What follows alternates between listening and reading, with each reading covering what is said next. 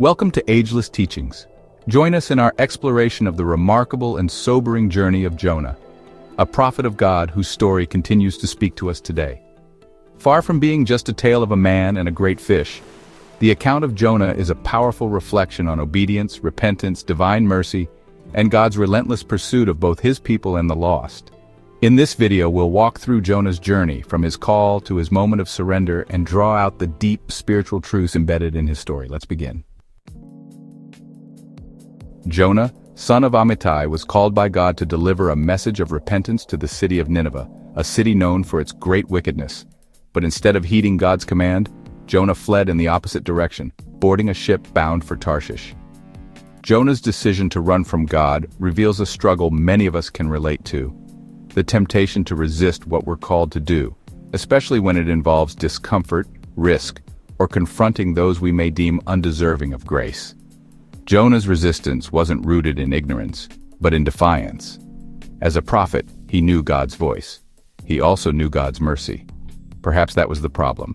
He feared that if the people of Nineveh repented, God would forgive them. And Jonah didn't want that. His story exposes the heart-level conflict between our own desires and God's will, reminding us that obedience sometimes means letting go of our judgments. Jonah's attempt to flee God's presence led him straight into a violent storm. The Lord hurled a great wind upon the sea, and the ship threatened to break apart.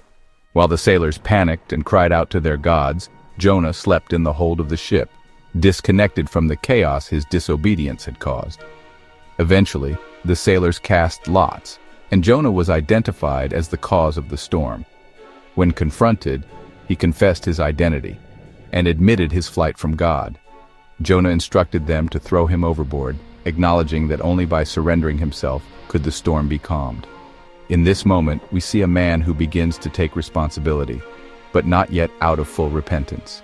Sometimes God allows storms not to destroy us, but to awaken us. Thrown into the sea, Jonah was swallowed by a great fish prepared by the Lord. For 3 days and 3 nights he remained in the belly of the fish. In this place of darkness, isolation, and helplessness, Jonah finally cried out to God in prayer. Jonah's prayer in chapter 2 is filled with vivid imagery of distress, but also of remembrance. He speaks of being cast into the deep, of waves engulfing him, and of his soul fainting within him. Yet he also says, "When my soul fainted within me, I remembered the Lord, and my prayer went up to you, into your holy temple." Jonah 2:7, NKJV. This moment reflects the spiritual reality that sometimes it takes hitting the bottom for us to look up.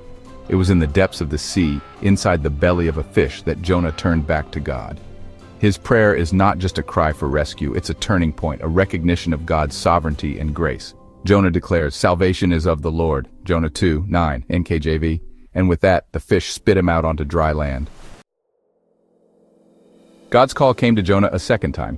In Jonah 3:2, "Arise, go to Nineveh, that great city, and call out against it the message that I tell you." NKJV. This time Jonah obeyed. He entered Nineveh and proclaimed God's message. "Yet 40 days and Nineveh shall be overthrown." Amazingly, the people of Nineveh believed God. They proclaimed a fast, put on sackcloth, and turned from their evil ways.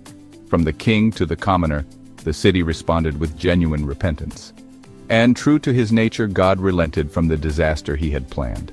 This moment in the story emphasizes the boundless mercy of God, not just for Jonah, who was given a second chance, but for Nineveh, a people once far from him. It reminds us that no one is beyond God's reach, and that repentance moves the heart of God. Yet, Jonah was displeased. He was angry that God had shown mercy. Sitting outside the city, Jonah pouted and watched, hoping perhaps Nineveh would still be destroyed. In response, God caused a plant to grow over Jonah to give him shade, and then caused it to wither the next day. Jonah was more upset about the plant than he had been joyful over Nineveh's repentance. God used this moment to reveal Jonah's misplaced priorities. "You pity the plant, and should not I pity Nineveh, that great city?" Jonah 4:10-11. Jonah cared more about his comfort than about the eternal destiny of a great city. This closing chapter forces us to confront our own hearts. Do we value convenience over compassion? Do we struggle with God's grace when it's extended to those we find hard to forgive? Did you know that Jonah 4:11 refers to over 120,000 people in Nineveh who do not know their right hand from their left? Many scholars believe this phrase points to young children, too innocent to understand right from wrong. Others see it as describing the city's spiritual ignorance, highlighting how lost they were without God's guidance. Either way, the message is powerful. God's mercy extends to the most vulnerable, those who are unaware, unknowing, or simply in need of grace. This verse not only reveals the depth of God's compassion, but also his desire that none should perish, not even those we might overlook. The story of Jonah is more than a tale about a man and a fish. It is a mirror held up to our own lives. It challenges us to examine our obedience, our compassion, and our understanding of God's mercy. Jonah's journey shows us that God pursues the wayward, uses the reluctant, and loves even the most undeserving. As we reflect on Jonah's story, may we remember that God is patient with us, even when we run.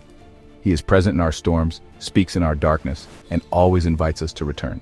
And when we do, he not only restores us, but often uses our obedience to transform others. Thank you for watching. If this message spoke to you, please like the video, subscribe, and share it with someone who might be struggling with their calling or wondering if God can forgive them. The answer is yes. God is merciful and his purposes never fail. And if you're new here, consider subscribing for more uplifting content. I'm committed to creating videos that inspire, encourage, and challenge you to deepen your faith and trust in God. Thanks for watching. Until next time, stay blessed. Enjoy the rest of your day.